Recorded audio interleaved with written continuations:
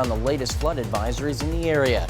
And the latest after a Southwest Missouri couple is killed in a plane crash. Also, authorities are searching for 2 suspects after a report of shots fired in Carl Junction. The 4 states' most watched news starts now. Heavy rain this morning has since let up, but those flooding concerns have not. This is KOAM News at Noon. I'm Chris Warner.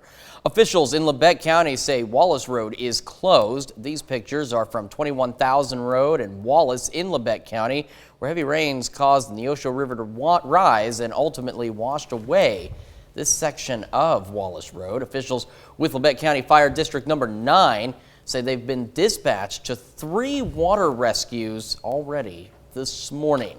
We go straight now to Michael Hayslip for latest on some of those flood advisories. I know there's still a few out there. Yeah, Chris, and those pictures that we're looking at right there, those are over Facebook from Amber Sprague Costa. I want to thank Amber for letting everybody in the 4 states know about the damage that they had there on Wallace Road. Just to give you a little idea geographically about where we're talking about in Labette County, we can go ahead and zoom in right on that intersection. Now, you see that blue on the right? That is the Neosho River. That's right.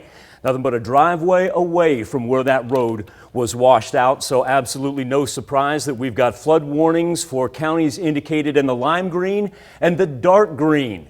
You got it. Those are river-specific flood warnings, whether it be the Neosho, the Marmonton, the Osage, the Little Osage, or the Verdigris. Just about everybody, if you got a river around, you know that the banks are swelling, and we actually haven't maxed out as of yet. I guess the one nice thing, at least our morning thunderstorm activity has now ducked off to our southeast. We still do have some cloud cover in play though, but we're going to have a little afternoon warm up on our hands. So that standing water, yeah, that could also present a little hot, humid, muggy feel, and watch out for the mosquitoes building as well. Make sure if you have an opportunity to dump some of that standing water in your yard or driveway, get that done, because we're going to end up in the low 80s today and end up in the high 80s as we head into the weekend.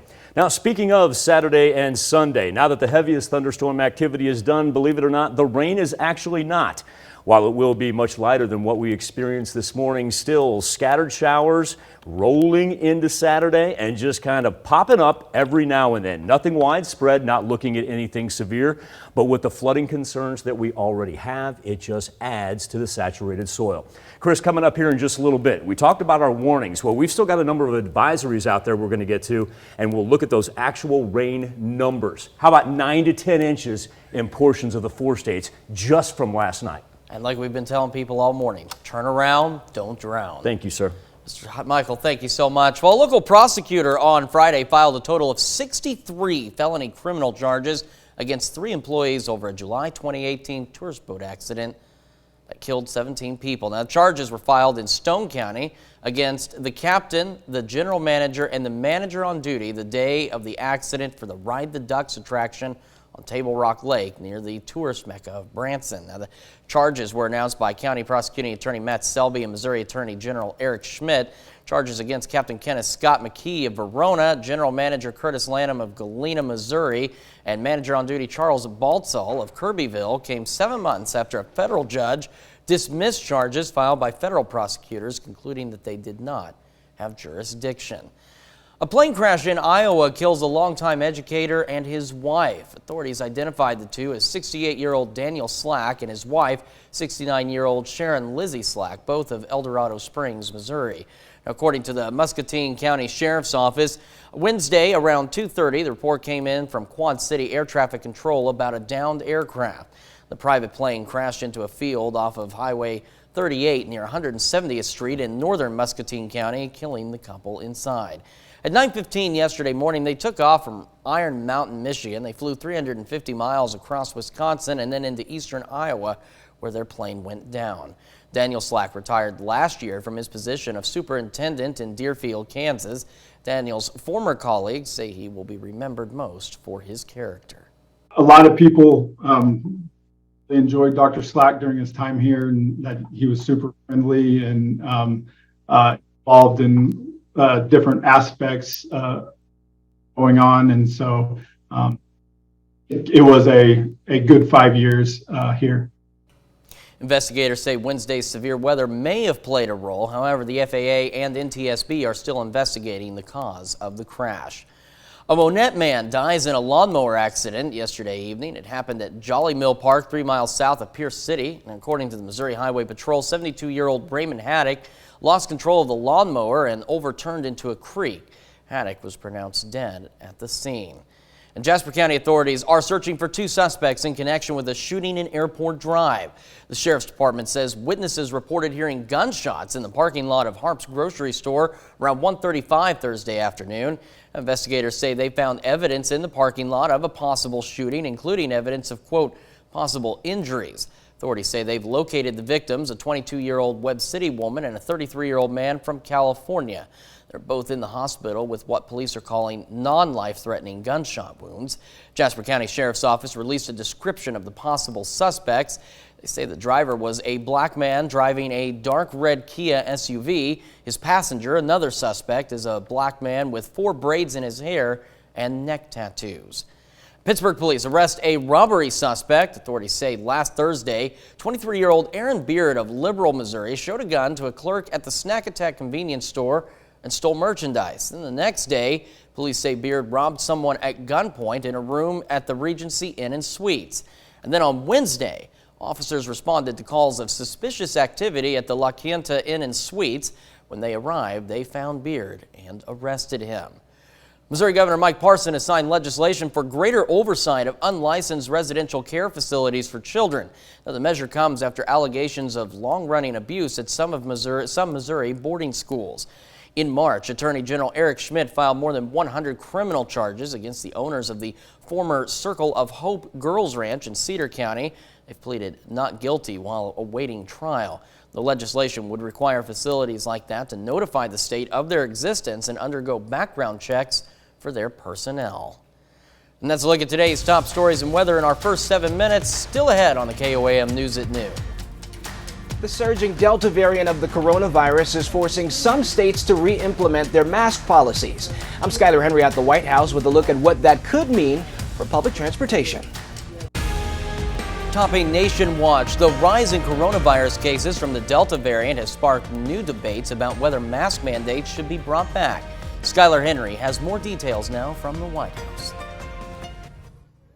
Los Angeles County is once again requiring everyone, vaccinated and unvaccinated, to wear masks indoors. I don't like it. I'm vaccinated, and I wish everybody else would get vaccinated, so it's a little frustrating. LA County health officials say it's in response to the rise in cases due to the Delta variant, which is causing a surge in cases nationwide. But nearly all of the new cases are among the unvaccinated. Our biggest concern is that we are going to continue to see preventable cases, hospitalizations, and sadly deaths among the unvaccinated. President Biden is being briefed about the spread of the Delta variant today, and that may help determine whether he decides to extend the federal mandate requiring people to wear masks on public transportation, and that includes airlines. Marty Cetron with the CDC told Reuters that the agency's current position is that the mandate should be extended before it expires September 13th. Cetron said unvaccinated people are especially vulnerable in indoor hubs such as airports. I'll be able to answer that question to you within the next several days. Meanwhile, President Biden says he's considering lifting the travel ban on Europe. And Canadian Prime Minister Justin Trudeau announced fully vaccinated Americans can begin visiting his country in mid-August. Skyler Henry, CBS News, the White House. The Biden administration announced Friday the U.S. will be shipping 25 million COVID-19 vaccine doses to Africa over the next few weeks. Still to come on the KOAM News at Noon, Mr. Food. Today's the day I share a real guilty pleasure with you. You're going to love it. It's so good. There's only crumbs left. But first, Michael Hayslip returns with your complete forecast. Good Friday afternoon. Before we press into the weekend, I want to talk about some flooding issues that are going to be with us for quite a while. On the look outside of Television City, a far cry from what we experienced late last night and into early this morning. Now, the majority of the thunderstorm activity has now dropped down to our southeast, ranging just on the far eastern edge of Oklahoma and then crossing there through northwest Arkansas. Still packing the same punch that it gave us. But let's take a look at our 24-hour rain accumulation numbers. In specific, I want to pick up on that black spot right there hanging over Highway 400 all throughout Parsons, almost making its way to Fredonia. Earlier, we talked about Wallace Road and 21,000 Road in Labette County.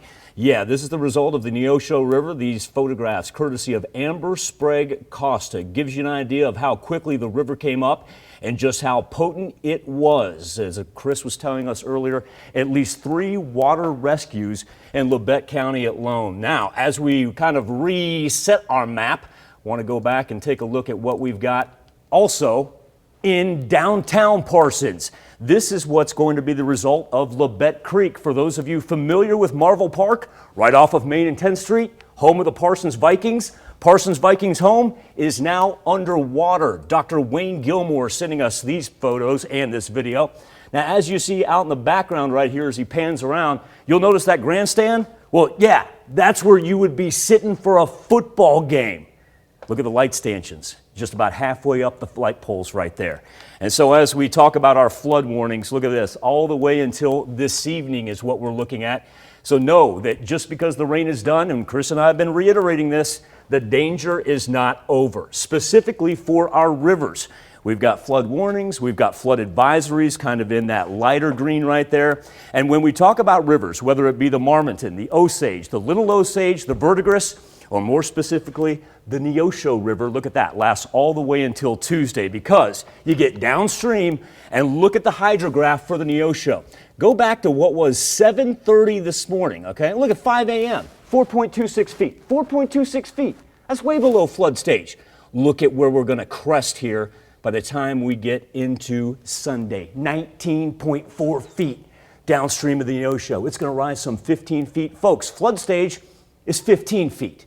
There's a chance that we see the Neosho and the amount of water that they're going to get all the way up to Highway 125 in Miami, right by the fairgrounds. Now, with all that being said, let's talk about the afternoon, the evening, and into the weekend. It's comfortable right now, mid-70s, can't beat that. Cloud covers played a large factor in that. There's a large live look over 7th and Range Line. But we are going to make it up into the low 80s. Tell you what, if you have a chance, talked about this earlier, got any standing water? We all got standing water out there. We were talking about that 9 inches in Parsons, 9.2 inches in Dennis. My good friend Mike telling me that down in Goodman, they got close to 3 inches. Try to dump out anything with that standing water because we're going to heat up for Saturday and Sunday. Any rain that we do see, and we will see some scattered afternoon and evening shower activity both Friday and Saturday, nothing like what we had overnight and into this morning. The fact of the matter is that means the humidity is still hanging around. And if we're going to be able to push up into the high 80s on Saturday and Sunday, all of a sudden, mosquitoes also become an issue. So get rid of that standing water while you can because we got a nice afternoon in store. Now, speaking of Saturday and Sunday, also want to point out that our heat index readings are probably going to range between 93 and 94 degrees each day before we finally get back down to the mid-80s on Monday. So really what happened last night into this morning has set us up for a number of factors in play. Just everybody be safe this weekend, especially if you have a weekend trip planned out to one of our bodies of water. Yeah. Check the I know I sound like a geek when I say this. Check the hydrograph before you get on the water, please. All you have to do is type in the name of your river in Google, hydrograph, and you're going to get that complete chart like I just showed for the Neosho. Yeah, and again, if you're out driving, turn around. Don't drown. Thank you, sir. Michael, thank you. And we take this time now to honor one of our many four-state heroes. Lance Corporal Joey Clinton served with the Marines in Iraq, his hometown Seneca. We're proud to recognize Lance Corporal Joey Clinton, tonight's four-state hero. Well, who doesn't love garlic bread? I suppose vampires, but for those who do enjoy it, we've got a three cheese garlic bread coming up in the Mr. Food Test Kitchen. Today, we're going all out with a recipe that's perfect with everything from spaghetti to veggie packed salads. It's a souped up garlic bread that has not one or two, but 3 cheeses in it. In fact, it's one of my new guilty pleasures. And let me show you how easy it is. The first thing we do is cut a loaf of Italian bread in half lengthwise and set it aside. Now, we saute some coarsely chopped garlic in butter over low heat until it begins to brown. You want to keep the heat low so the garlic softens and doesn't burn. Next, we combine some super creamy mascarpone cheese with a bit of milk, shredded mozzarella, Parmesan, a little salt, and our sauteed garlic. We'll give this a mix, spread this onto our bread, sprinkle it with chopped parsley, and bake it off. In about 10 minutes, when the whole house smells like a pizzeria, it's ready to cut and serve. Just one bite is all it'll take to make you understand what makes this my new dinnertime guilty pleasure.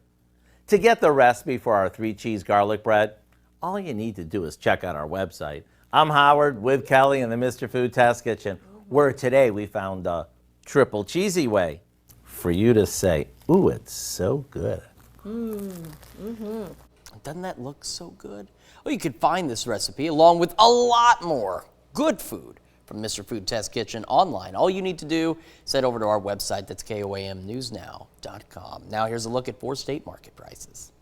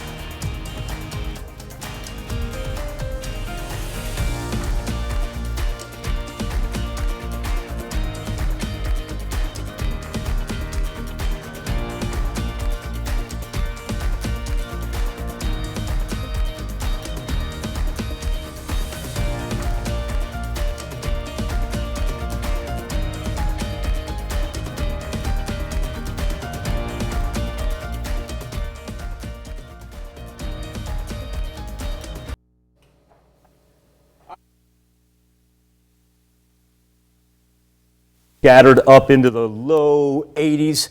Now, it does get a little bit warmer and muggy on Saturday and Sunday with the high 80s. And please remember, the flood warnings last all the way through tonight. If countywide, river-wise, we're talking about not until next week. Hey, quick note down, Chris. We were talking about checking out the hydrograph if you're going to get on a river this weekend. Don't forget, you can also go to KOAMnewsnow.com.